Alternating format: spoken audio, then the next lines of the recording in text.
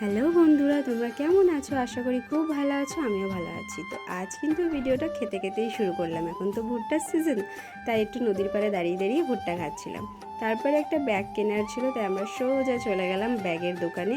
আর হ্যাঁ, এই কাকু কিন্তু আমাদের স্পেশালি অক্ষয় তৃতীয়াতে ইনভাইট করেছেন।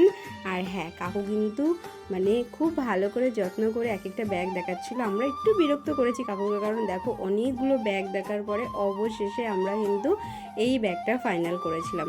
ব্যাগটা কিন্তু বেশ সুন্দর, হ্যাঁ, নেভি ব্লু কালারের ছিল, দারুণ কিন্তু।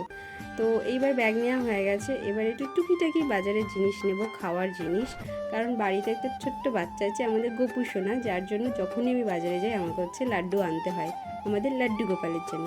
তারপরে এখন তো তরমুজের সিজন চলছে, তাই জন্য একটু তরমুজও নিয়ে নিয়েছিলাম। আর হ্যাঁ, আসার সময় কিন্তু ওভারব্রিজের ওখান থেকে ফুলের মালা নিয়ে এসেছিলাম ঠাকুরের জন্য।